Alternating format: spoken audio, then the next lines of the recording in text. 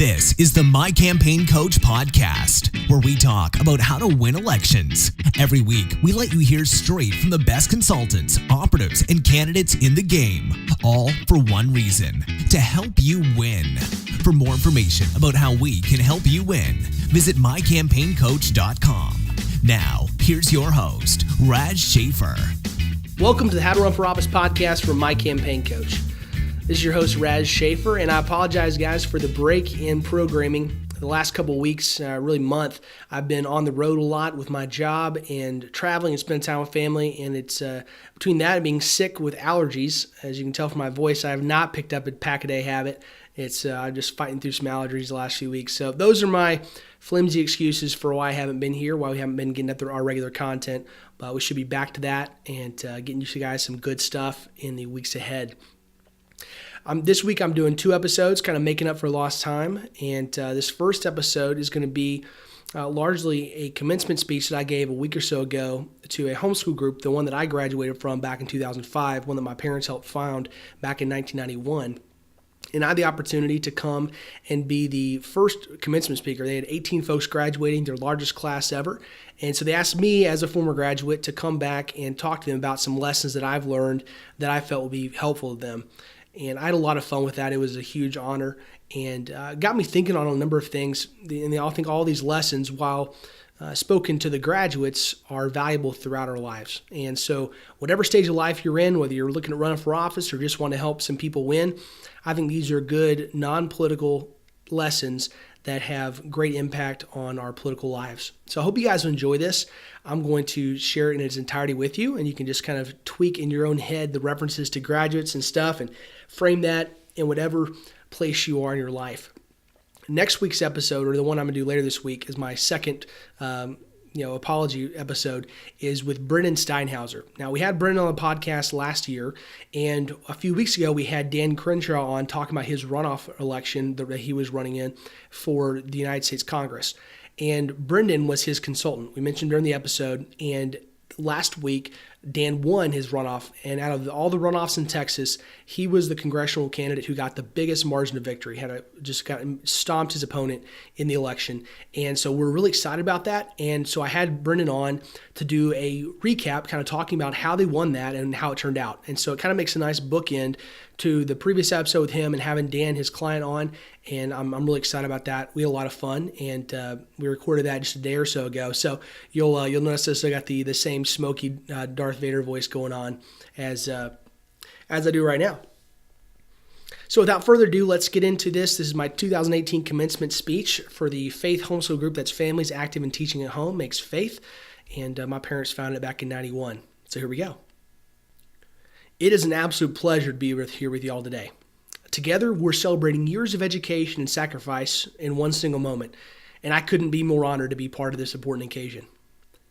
The opportunity to be with you today also comes at a uniquely significant point in my own life. Like today's graduates, one circle is closing while another opens. 27 years ago, my parents were part of 5 families that founded the Faith Homeschool Group. 13 years ago, I was one of 7 in Faith's inaugural graduating class, and today, 30 years after my parents were introduced to the idea of homeschooling, I have a 7-month-old son whom my wife and I intend to also homeschool. We're here to commemorate the accomplishments of 18 young men and women, as well as their families. For 15 of them, our graduates today represent the first in their family to complete the homeschooling journey. 3 families are sending off their last child to graduate and their homeschool careers concluding. For all 18 graduates and families, this is a long-anticipated day, and it's worthy of great celebration. Once these 18 walk across this stage, they will embark on a brand new journey. Some are going directly to college, one is headed to China, another to Spain. Others are still working to identify their next chapter in their working jobs. For all of them, the future stretches out as both exciting and uncertain. Today, I've been asked to share some of my story and illustrate 5 lessons that have carried me through these 13 years since I was in your seat. The first lesson is that each of you should be your own best teacher. My family's introduction to homeschooling was a rather strange one. Near the end of my dad's medical residency, he was grabbing coffee in the on-call room, and the Phil Donahue Show was on.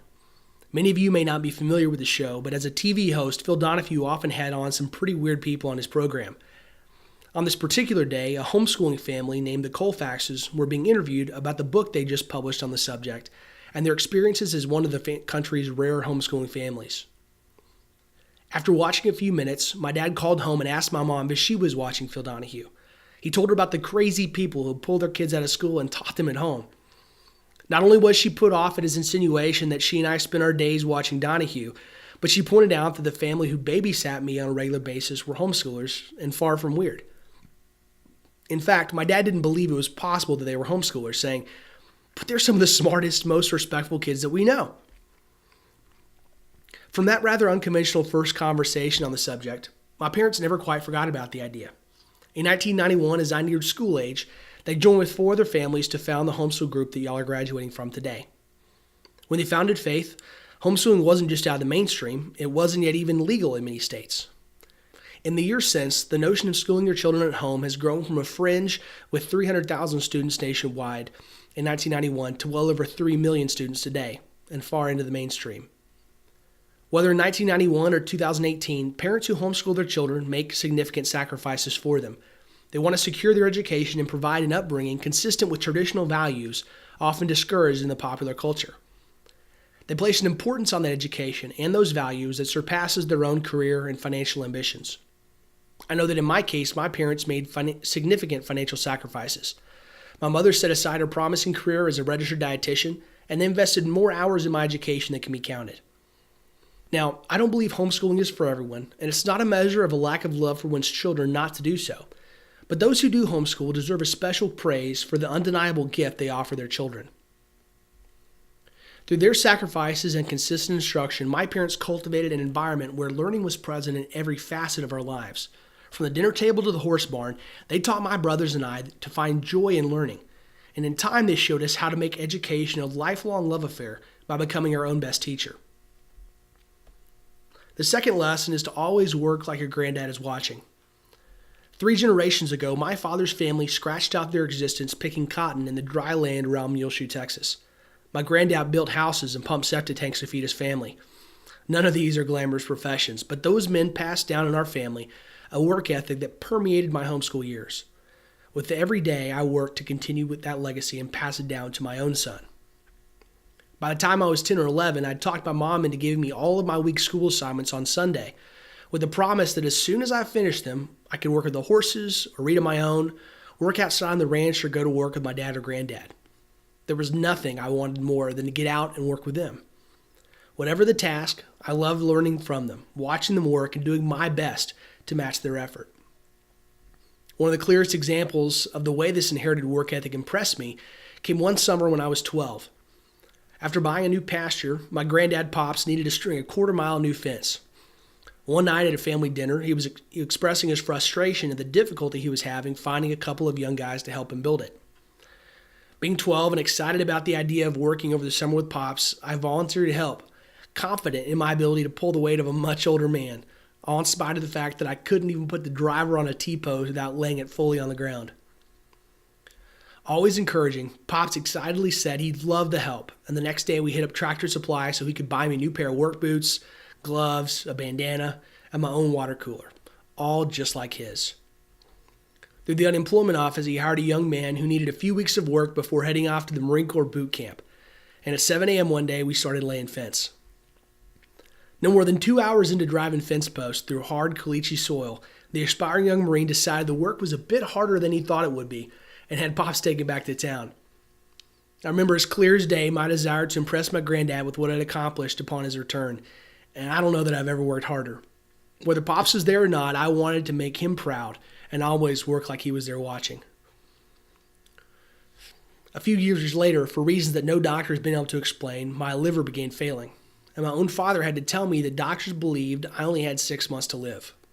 I became chronically fatigued and incapable of significant activity.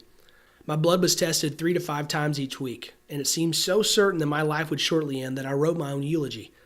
Not as some perspective-creating exercise, but because I was comfortable with whatever God's plans entailed for me, and I wanted to comfort my family upon my passing. Through God's grace, I was healed, again to the confounding of even the world-renowned doctors who consulted on my case. But instead of my malady keeping me out of school or putting me far behind, I was able to largely keep pace in my education.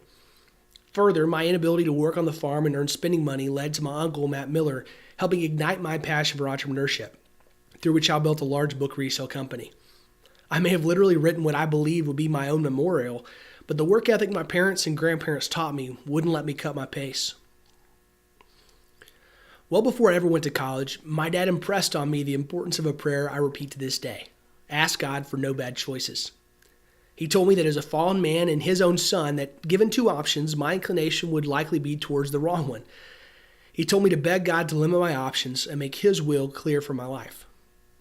To illustrate how this lesson impacted me, let me tell you how God laughed at my plans and guided me through life by answering that prayer. Now, when I sat in your seat as a graduating senior 13 years ago, I was ready to write my own autobiography. My path was clear. Graduate and attend Hillsdale College in the fall. I'd meet a smoking hot, politically inclined girl at college while preparing to join the Marine Corps. And on graduation day, I'd commission as an officer in the Corps. Within a few weeks of graduation, I'd be married as well. A few combat tours and kids later, I'd get out of the Marines as a captain, get my MBA, and in a short order, I'd be a titan of industry. Concurrent with my business success, I'd cultivate my political future, and by the time I was 30 or so, I'd be representing my home county in the U.S. Congress. If not by 30, then 32 at the latest. From my introduction earlier, you've already have a few hints of how far God's plan differed from my own. I did attend Hillsdale College, but God closed the door to a military career. Instead of meeting my wife at Hillsdale, I met her 3 years after graduation through an online dating site. While she is smoking hot and conservative, before we met, she was completely apolitical. I have run my own business for several years, but never pursued an MBA or earned anything close to Titan-esque accolades. And while I've helped elect well over 100 people from school boards to the U.S. Senate, I've never run for office myself and honestly doubt that I ever will. During my last year of college, I aggressively prayed for no bad choices as I tried to find a job. The months leading up to graduation coincided with the worst job market of my lifetime, but I was confident that with my stellar recommendations, multiple internships, practiced interview skills, and high GPA, my job search would be pretty easy. I applied to more than 60 jobs, from congressional job postings to enterprise rental car, and had final round interviews for 20 of them. Each I left confident in my performance, but none of them resulted in an offer. As I conferred with my fellow seniors about our job searches, I was frequently embarrassed at sharing my failures, especially being turned down by places like Enterprise Rent-A-Car and Target and Maynard's grocery store. But I always had a sense of peace that God was shutting the doors in an answer to my prayer for no bad choices. Every door I tried was closed until 2 days before I graduated college. Unknown to me, a mentor of mine recommended me to my future employer, and on that Thursday afternoon 9 years ago, I had a 20-minute interview ending with the offer of my dream job. After a year of banging my head against locked doors, I was actually so shocked by the ease of getting this job that before I accepted it, I took 4 days to background check the organization of my future boss to make sure they were legitimate. Instead of coming home to flip burgers at McDonald's, God answered my prayer for no bad choices by giving me one open door. Open to a job that will allow me to train 5,000 people over 18 states through the next 3.5 years. From that one open door, He's consistently answered my prayer for limited options and blessed me with opportunities I could never have asked for. There's no doubt in my mind that His plans are always better than my own. As with the prayer for no bad choices, my parents also instilled in me the importance of always seeking the center of God's will for my life.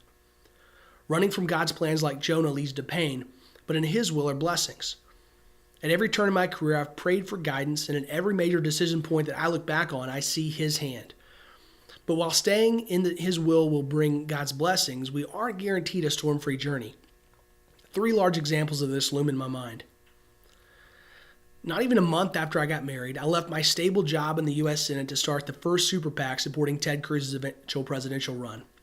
With major fundraising support promised from a heavy hitter that I had every reason to trust, I dove into this new effort. Even if fundraising was much less than anticipated, I would make more money than I ever had before and have a huge impact on the developing 2016 election. But after 2 months of operation, several TV interviews, and a ton of national press attention on the effort, the man on whom I relied for fundraising simply disappeared. No calls were answered, no emails returned, and 0 reasons were given. All of a sudden, not only was I not making any money, but I couldn't let the effort stall because of the negative impact it would have on the possibility of Cruz's candidacy. In short order, God opened the door to a profitable political consulting business. But a year later, I found myself on the verge of being unable to meet payroll when a client came to inability to pay for $70,000 in work that I'd already performed for him. 2 years after that, my wife found herself in a soul-sucking job that she hated, but it paid well and it allowed me to grow my business. Even knowing that my company in its current form wouldn't be able to provide medical insurance or maintain our living situation, we felt led to have her quit her job for our family's well-being. With 6 months of emergency fund in our bank account, we prayed that God would continue to lead us to the center of His will and provide for our family. Less than a month after that, we learned that we were pregnant, without insurance and staring at an emergency fund that provided less and less runway every single day. Now, it would take me days to fully articulate the incredible ways that God illuminated His path through those difficulties or made His blessings known. He provided work I never asked for, and peace when ulcer-inducing stress seemed unavoidable. Never once was a bill left unpaid or did we sleep hungry. And even when I felt I couldn't hear Him, He consistently guided every step of my path towards His greater and greater plan for my life. The last lesson is that as you go forth on this new journey, you should seek the opportunity to shine your light into dark places. For these many years that you've been homeschooled, the 17 of you have been on largely parallel paths. Today you're each embarking on a new journey, and the paths you take will in large part diverge. For the first time, you'll decide for yourself how to live your life, who or what will be your God, what principles will guide your path, and what kind of friends you'll surround yourself with. The Christian witness that your parents have nurtured in you for these many years will be tested in new ways. As you move forward, remember to reflect on your heritage. Dwell on the examples of God's grace that are present throughout your life's history and the legacy your family has given you to carry forward. Prepare yourself to be challenged by the world around you and to always keep your light bright. Our past will undoubtedly take us through dark places, all of us, and that is where our light must shine the brightest. The most powerful testimony you will ever give won't come out of your mouth, but through your actions. Your life should be lived in such a way and with such a joy in your certain end that those around you know that you hold something very, very special in your heart. That kind of life will illuminate the world around you in a way you can only imagine and will continually push back the borders of darkness around you. Through the blessings and trials of my 31 years, these 5 lessons have kept my path. You are your most important teacher. Always work like your granddad is watching you. Pray constantly for no bad choices. Consistently seek the center of God's will and shine your light in dark places. Each of you are explorers setting off on a journey that will be unique in the course of human history. You will share storms, struggles, and joys in common, but no 2 of your stories will be redundant. As befits explorers, we are here today to celebrate your accomplishments and send you off on your journey. God has called each of you to a great purpose. No matter how certain you are of your calling, if you follow His path, you'll find that His plans are so much greater than yours. He reminds me of that every day. Graduates, thank you for the opportunity to join you in commemorating this opportunity. It's an honor to take part in this celebration. May our Heavenly Father shower you with His greatest blessings, guide you lovingly along life's path, and rescue you quickly from all adversity.